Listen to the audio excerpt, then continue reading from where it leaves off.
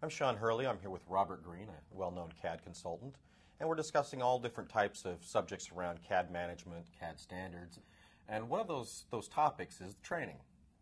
And so, you know, with all the competitive environment and people with smaller budgets and managers trying to cut things in very many places throughout the business process, how do you manage on a tight budget for training?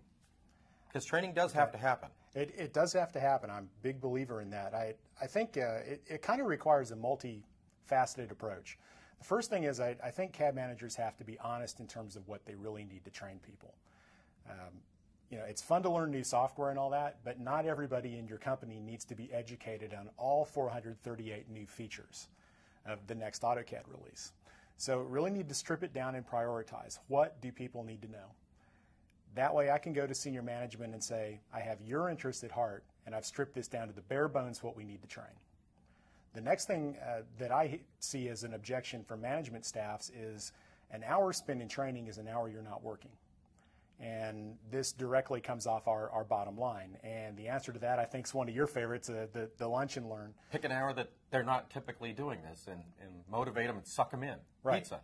Yeah, and you know, you look at an economy where things are a little tighter, people are more apt to take advantage of training opportunities that may be non-traditional, after hours, lunch and learn. And free lunch. Yeah, they may be willing to kick in their hour, yeah, and they're going to be fed, so, you know, bring in the pizzas, do what you need to do to get a good environment where people want to show up and learn. Then I think what you can do at that point is you've gone to management and you've said we've stripped this down really to the bare bones agenda of what we need to train people on. They're contributing their time. I'm making it very cost effective. The other thing you can do is use some of your in-house people, like your power users, some of your super duper CAD hotshots. Use them to be training instructors. Absolutely.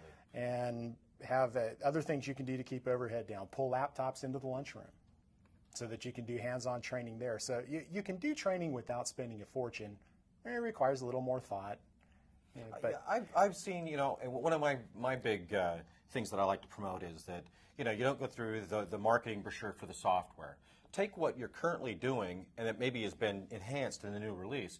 So show them how they're doing it now and how they can do it, you know, with the new feature. Right. And that kind of shows them, because if you just show them, this is the feature, they'll never go back and try it. They're going to go back to the same thing. I still type the command dd modify. I mean, it's that memory thing. You go back to what you know. Right. But if you can show them in short bullet points, almost like the executive briefing, you know, exactly. Give them a quick, it did this, and here's how we used to do this with 5 clicks. Now you can do it in 1 click.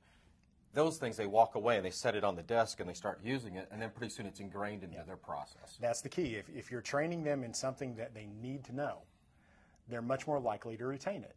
Right. If you just go on a feature show and tell, hey, this is pretty cool, but you'll never use it, their retention factor on that's going to be almost zero. Right. Certainly after a month it'll be zero. And if you look really carefully, you can find places, you know, blogs and things like that. If you have somebody, you know, your top user, go through and find ones that are relevant that could help their team, you can maybe provide those links or YouTube videos. I'm seeing a lot of YouTube videos. Yeah. And they're not, you know, I designed a turtle using AutoCAD. I mean, that doesn't really have any applicability to the CAD management team and saving time. But there are some out there showing you new ways to draw or new ways to edit files or those right. kind of things that really help. And also, one of the things you can do that's very cost effective is just make your own training videos. Exactly. I like to use an application called Camtasia. Absolutely. And you just use a headset microphone. This is not for production. It's not going on CNN. So if you misspeak, who cares? Exactly. Just walk through an example, show them how to do something, talk them through it. This is how most CAD managers communicate.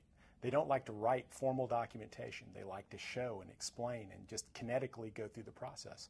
So go ahead and capture that on video and put that out on your company intranet. It costs essentially zero. Yeah, you got your little web camera right there in a lot of the laptops. You can overdub. You can even embed questioning in there. Yeah. So you can make this kind of a fun, you know, multiple choice questions out of Camtasia. It's great. I also use their Snagit. I've been using those for like 12 years. So a big, huge proponent of those. Yeah, and there's I've even been using a freeware version of that's from TechSmith called Jing.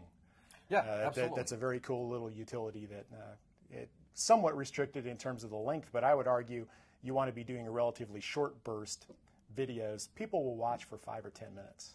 And if you have international offices, writing in just English text, probably not going to go through. But if you show something visually, and there's also visual thinkers, that if they don't see it, what you did, maybe they don't absorb it. So, yeah, a picture and a video tells 1,000 words. So if I had to sum it all up, it would be identify your topics carefully, keep the time down so that you're respectful of user and management's time, and then use alternate technologies and time-sharing ideas like lunch and learns, capturing your own videos. If you do that, training's not free, nor will it ever be, but you can certainly keep the cost down. Well, there's a payoff, too.